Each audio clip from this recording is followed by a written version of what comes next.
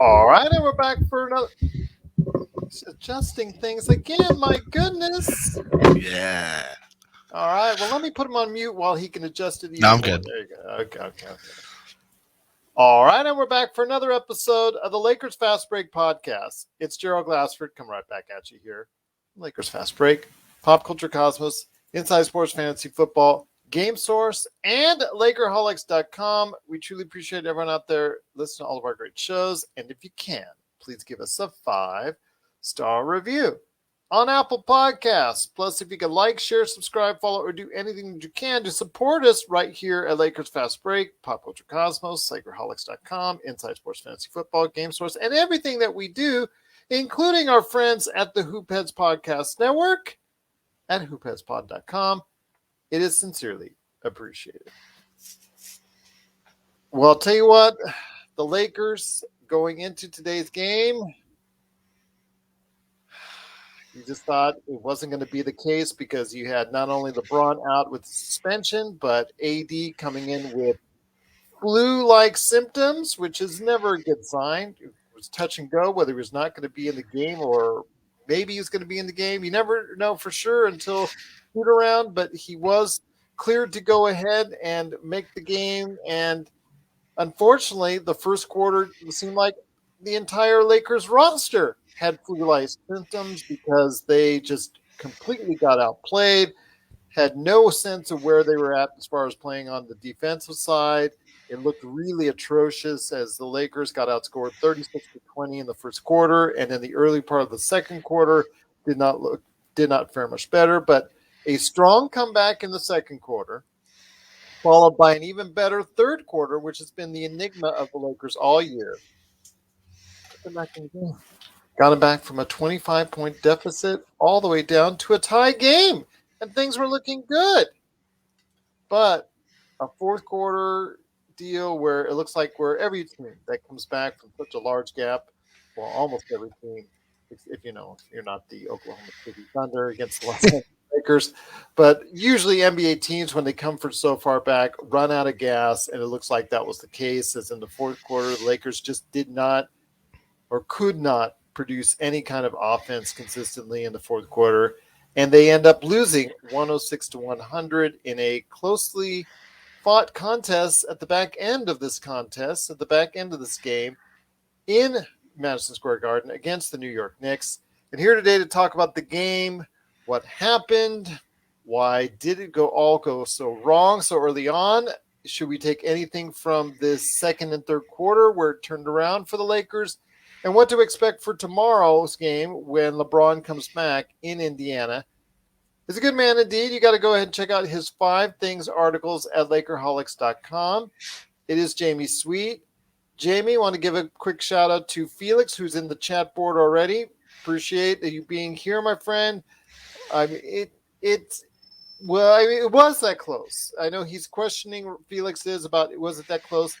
Yeah, It was it that was. close, but it was a tie game, and it could have been for the Lakers making a little bit more free throws, making a couple shots more here and there because they really were atrocious offensively. 37% from the field, 30% from three, and only they missed 9 free throws and 70% on the actual game for free throws. They just could have made a little bit more on any one of those ends. It could have been a different story. It very well could have. It very well could have. You got a donut from THT. He went 0 for 8, Yes. 0 for 2 from 3. So much for that promise that we saw this time last week. This is why you don't. That's why people shouldn't. I should say. Obviously, people do, but so you shouldn't overreact or underreact to one game, and that's why when people say, "Well, it's only one game," and that's true. It is only one game, which means you can only take and assign so much to any single one game. So. And this is a game where we didn't have LeBron and we had a limited AD, and you got nothing. You got a couple rebounds, some assists, some turnovers, some fouls, and a block from THT. But I'll go into the numbers in a second here.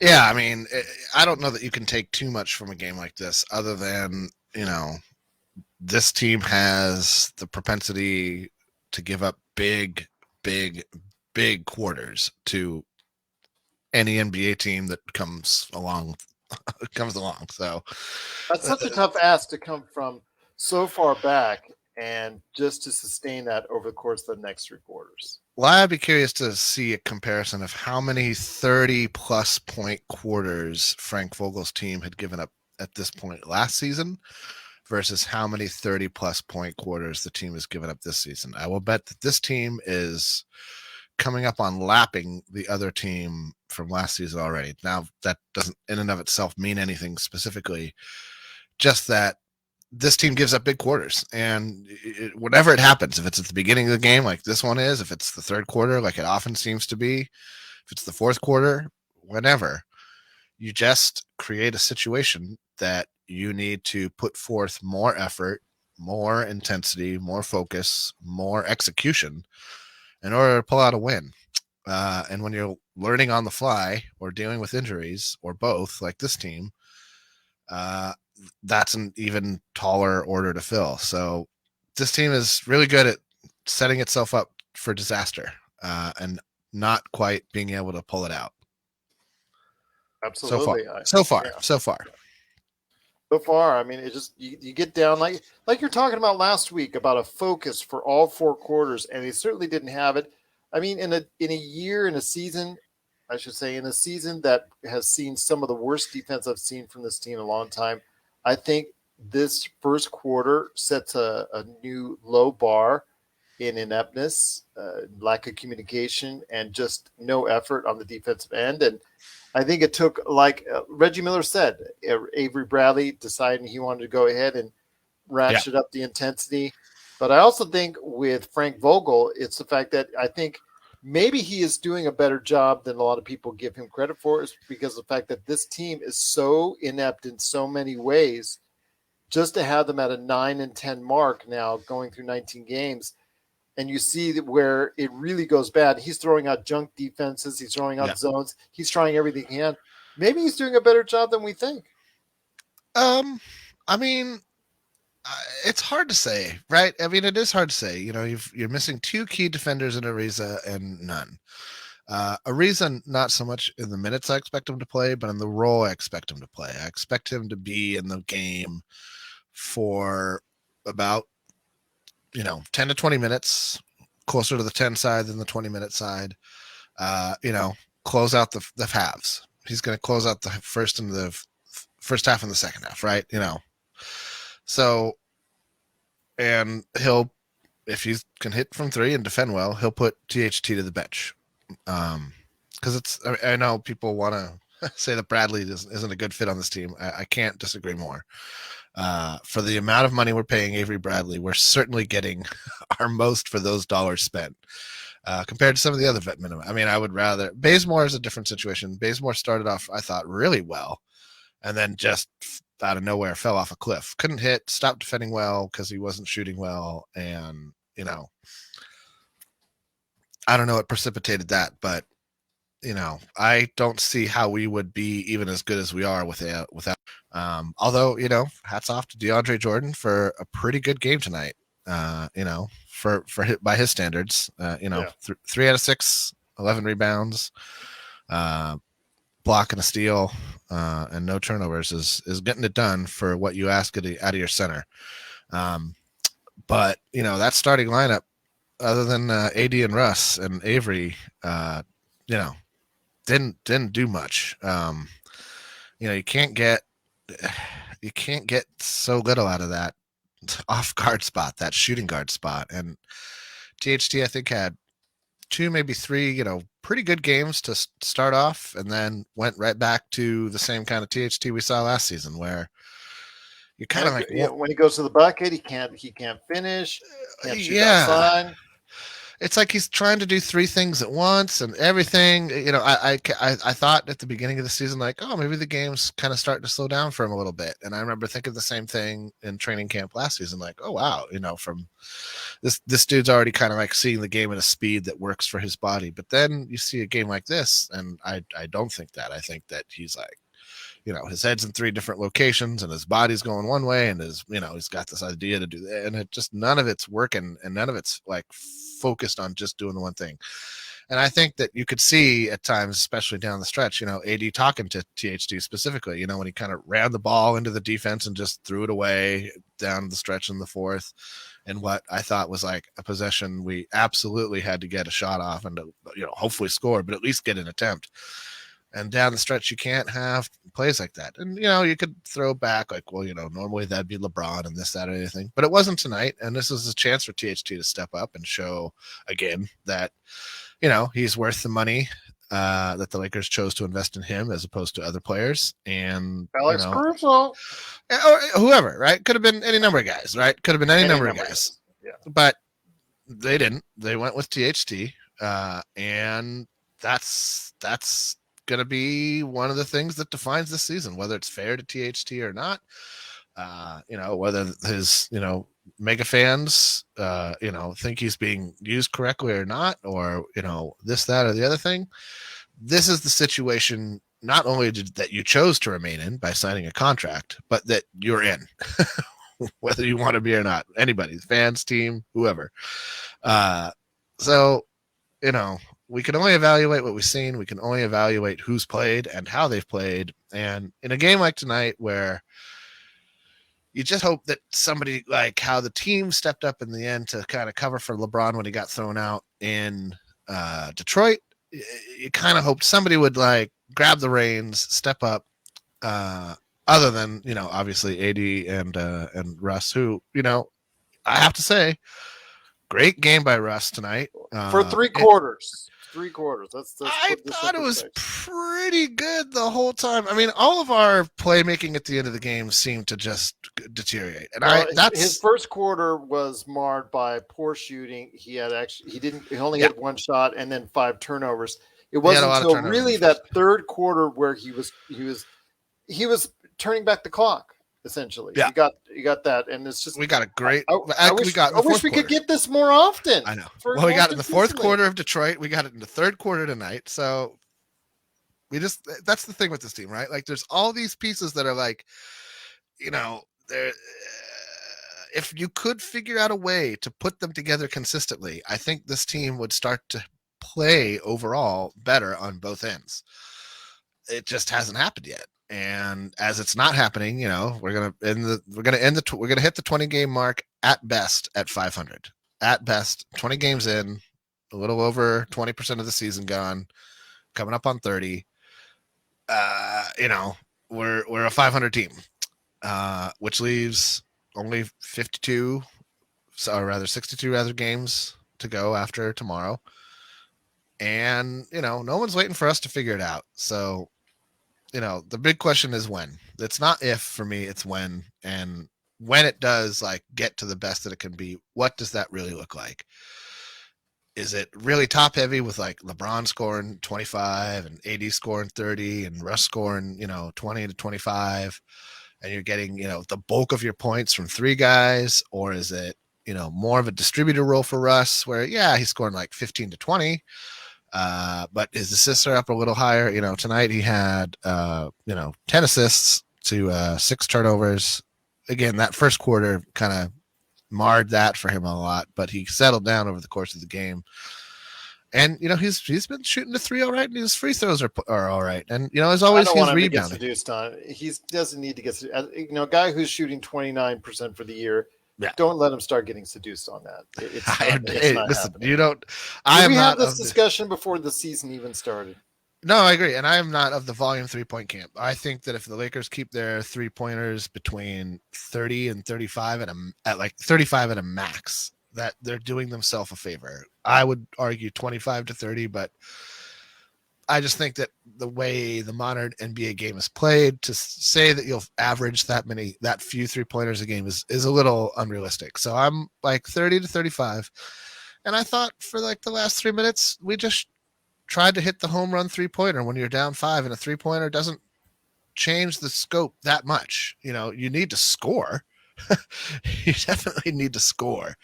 And so that's, again, where, and I don't know if this is Frank, I don't know if this tired AD, tired Russ, team still figuring it out, all of the above, but we don't have an end game identity that is controlled. that executes well. Our in-game identity is, oh gosh, that guy's open, or let's huck the ball from one side of the court to the other with terrible passes that no one can like catch and shoot off of. I mean, might he catch the ball and keep the ball in control? Like, sure, maybe, but we just look. The last 5 minutes of every game looks so haphazard by the Lakers, and I don't know what fixes that. I don't know if just adding LeBron back fixes that. I'm not so sure it does. I think we need more on in the moments where either when you're inbounding a play, the Lakers are also pretty bad at out of bounds plays. I think they botched another one tonight where they basically just threw the ball out of bounds off an out of bounds play. They had a couple of those last night against Detroit, and it's one of those things where it's like, this is something you actually really, I would imagine at least, that you really do practice. That, hey, these are the plays we run from the, we got a few plays we run from this point, this side of the floor, baseline, corner baseline, under the basket, this side, side out, one, various spots. And, we always look like we just cobbled something together in the garage and we're going to take it out to the park and see if it flies, like it's kind of mystifying to me how bad we are in these situations. So,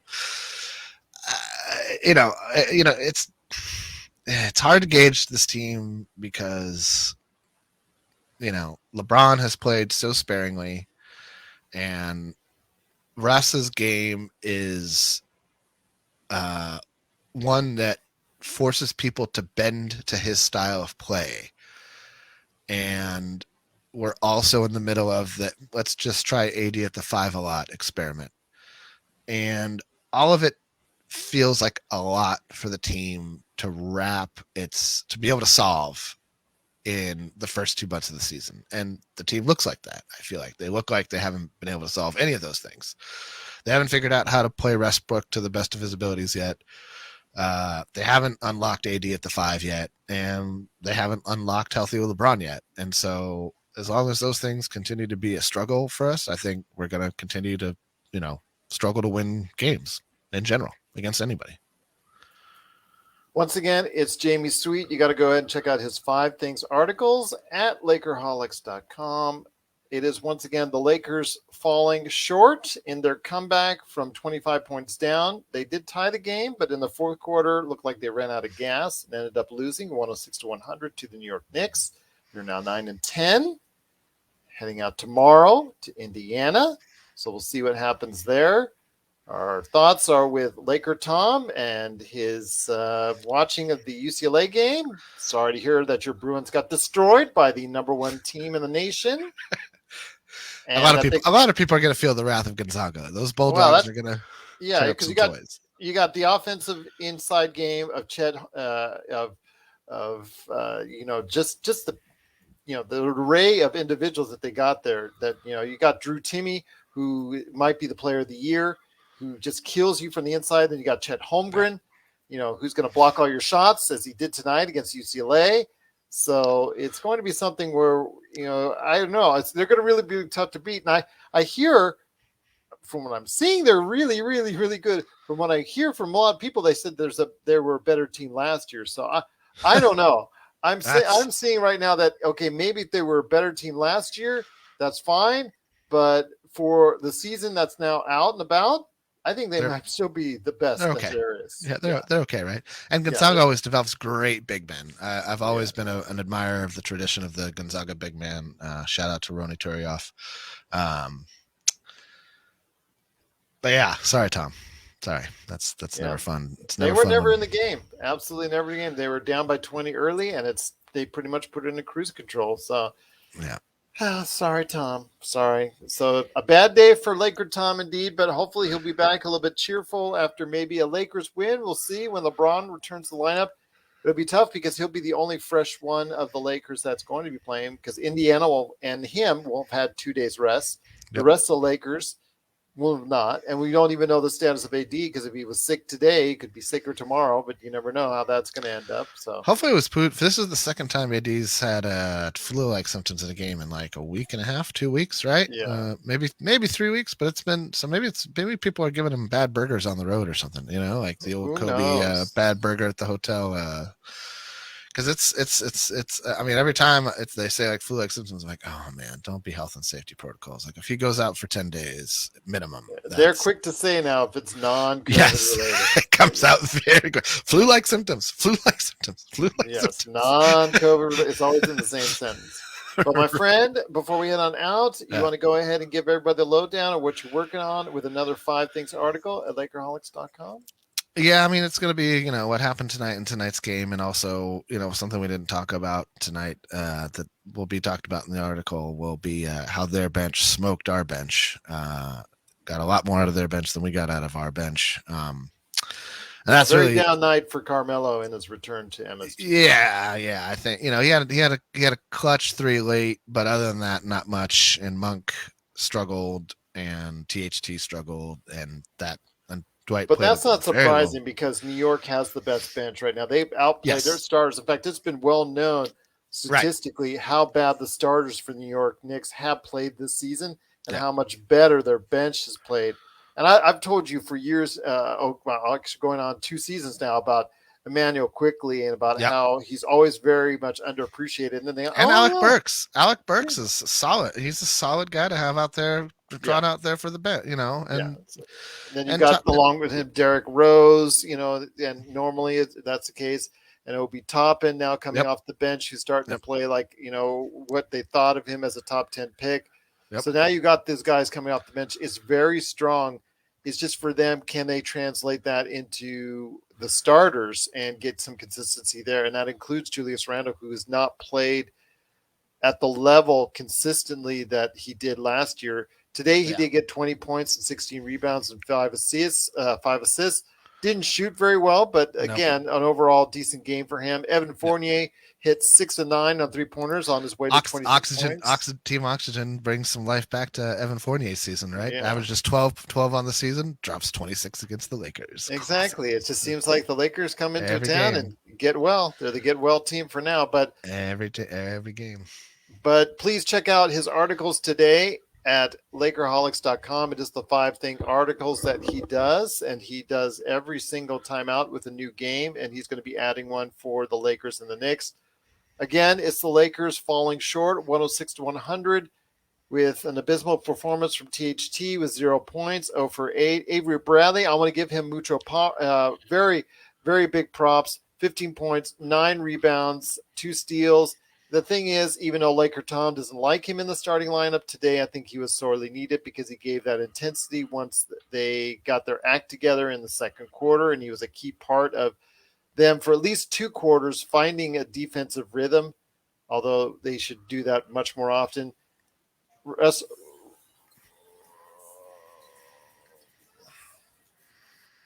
Westbrook coming back with a strong, very strong second and third quarters, especially. So hopefully they can take something from this game as far as their comeback is concerned.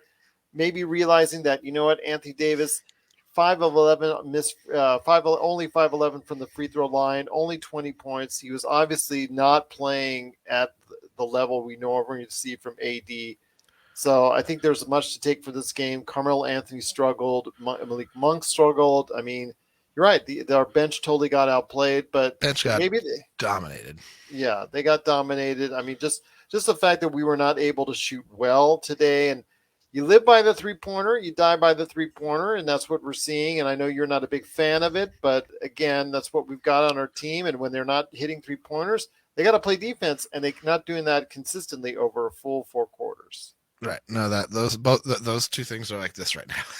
just missing, not quite connecting. So I will say, we got beat points in the paint, but only gave up 36 points in the paint. So I feel like that's kind of it was 36-34. It was close. I know. No, it was close. It was close. I know Felix was talking about why they didn't drive in the lane more, and maybe with Russell Westbrook, you're supposed to do that a lot more. But the thing is, he's hitting from the outside, so he gets seduced by that, and that's part of the problem when he's even hitting anything remotely competently from out there. He just gets seduced and stops doing what he can probably do best. THT, he was just absolutely just MIA. It's yeah like he went to minus. the Empire State Building in the morning and never made it back or something. I don't know. Exactly. Minus 18 on the plus minus. I mean, that's could have been the difference right there as well. So definitely a very disappointing outcome for the team after they came back to tie the game late in the third quarter. Unfortunately, just didn't have enough. As we see a lot of NBA teams, they just Yeah. don't have enough gas in the fourth quarter after coming back so far. But it is the Lakers falling short, 106 to 100. And we'll see what happens tomorrow, my friend, against Indiana. Any thoughts with LeBron coming back? I have this. I had this circled as a loss. I have that circled as a win. I have a feeling LeBron's going to come back and be a little bit steamed about how things went down, even though it was all his fault. So I'm not sure, but I think he's going to want to, prove some people wrong. I'm sure he had a couple of days to read all of the fantastic articles John Hollinger wrote about him, and everybody, is putting a fork in him because they think he's starting to be done. I have not thought that. I have not thought that yet. I understand that he maybe doesn't look like LeBron pre-groin injury or even LeBron pre-high ankle sprain from last season, but I think he's also tempering his game based on the time of the year. And I think that of all the people on the team, if LeBron still feels like there's time, and based on his attitude and the way he carries himself in his post games, I think he does think there's time. Then I still think there's time. I don't know how much time this team has left to kind of piddle around at 500, but I think there is time still to, challenge for a top 6 seed, avoid the play-in, make it tough for 1 through 3 to hold you off maybe, although I really don't see anybody cracking those top 2-3 spots really, to be honest, at this point. They've already, those 3 teams have established their identity. They're off out of the gate, like gangbusters. One more positive aspect about the game that I want to bring up. And the only reason I want to bring it up is because it's something I harp on often. So we have actually been really doing a good job of keeping our turnovers down on this team, considering that we have a guy like Westbrook who averages 5+ turnovers a game. The rest of the team seems to be valuing the ball, valuing the possession, trying not to pick up offensive fouls, other than Dwight. Yes, is good. that's like Dwight is good for one a game. At least you got to spot him a game, one offensive foul a game. Reputation only. Can they just do that at the start of the game? I kind of wish they would. You know what I mean? Yeah. To save him the aggravation mid-game of being like, but I literally just turned my giant, strong, hulking body and moved every single time. Right. I mean, he moves every single. But so does Gobert. So does everybody. It's not like that's a phenomenon limited to Dwight. It's just that Dwight has the rep. Dwight's, he's carved out this niche for himself, and I think he's happy in it. But the 12 turnovers is one of the things that allowed us to get back in the game. And so if you had seen like a 17, 20 plus turnover game from us, this would have been the blowout it looked like it was going to be in the first quarter. And so, that to me is a positive sign for the team. It means that it's one less. Well, what it really means is there's one less thing to figure out how to fix. Like, okay, we're valuing possessions. Great. Now we just need to hit our free throws or hit 2 more 3-pointers, something, right? Like get a guy to score consistently off the bench, or a number of guys, but one of them has to show up or 2 of them has to show up every night. And it can't just be Brody in the brow. And it was Brody in the brow tonight, and the brow was a little sick. It's hard for a big man to have sick games like guards, or like how Kobe or Jordan would have pretty good games when they were sick. But there's just so much more of yourself that you're lugging around. You're doing a lot more off the ball. Hard for a big man to have one of those. I feel like one of those games where so and so's not feeling so hot. They might just go off because they just kind of go into a zone and they're not thinking about anything anymore. But big guys, they've got, and he carries such a load on the defensive end that I think he tried to expend himself on that end more than he did on offense, and it showed because he didn't have a great offensive game. Well, once again, the Lakers did fall to the Knicks, 106-100. They're now in ninth place in the Western Conference at a 9-10 record. The good news is they're still 2 games ahead of 11th place Oklahoma City, and I Who don't saw see that? Who saw that coming? yes, and I don't see Sacramento being able to come up just yet because they have not been able to go in and right things yet, even with Alvin Gentry as the new coach. Yeah, San Antonio looks like they're on their way out with Pop. New Orleans looks like even with Zion, it's a lost hope for the season. And Houston hasn't even won anything on the road. So has Ingram come back either since that hip bruise? yes, That he came Ingram, back tonight, right? I believe he did. Yes. So Okay. you know what? I guess Wasn't enough though, huh? It wasn't enough. So there, yeah, they're all struggling teams. At least they're right now doing worse than the Lakers. So at least we've got that on our side. So hopefully we can right the ship pretty soon and get back up in the standings. And maybe that will start tomorrow with a motivated LeBron, like you're asking. And it's so funny because this time 9 months ago, we were talking about LeBron as an MVP candidate, and now we're talking about him, at least in media circles. I've seen it all over the place, like yourself, as being washed, and it just seems like I can't defend it as much as I used to. So it's really getting hard. It's really getting hard right now. So. Yeah, I mean, it's funny, right? Like it's one of those things where it's like if you had like a bad finger or something like that, it was just like, okay, it's gonna heal, and then he'll shoot the ball and he'll figure out how to shoot with it. But like injuries like the ones that he's suffered since he became a Laker, the groin, the high ankle, and now this abdominal thing are all the kind of like nagging, pesky, lingering injuries that really can foul up your season. And so I'm fine with them taking it cautious now. Like if you're gonna play it safe now. If you're gonna hold him out for an extra game or whatever, or if he's not feeling it, don't play now because there's no hope for the season if he can't play or is limited in 2 months, 3 months. So I will trade more impact from LeBron in 2 to 3 months and give him the time he needs to like ramp up his on-court activity at the NBA level in game. You know, he's I have no doubt in my mind that without saying so, he's definitely pulling a heel on company time, not intentionally. You know, he didn't get the abdominal strain on purpose, but I have, you know, he's going to have to heel on company time a little bit. And, you know, the Lakers just need to do a better job of holding the fort. It's not like this should be a surprise, right? You know, Rob Pelinka was Kobe's agent as he watched the decline of Kobe. So Rob knows how it affects both the superstar and the team when the superstar that leads the team isn't that guy anymore. So it will be odd to me if Rob assembled a team, and it incredibly kind of seems like he has, even though he has Russ and AD on it, that can't absorb the aged superstar phenomenon to some degree. And so this is, I guess, for me, one of the more disappointing aspects of this team is that once again, without LeBron, the team that he's on is just can't get it done. I don't think there's been a team other than the Miami Heat with D Wade and Chris Bosh that has done okay when LeBron sits or when LeBron is, you know, out for this reason or that reason, or, you know, and so it's kind of mystifying in that I expected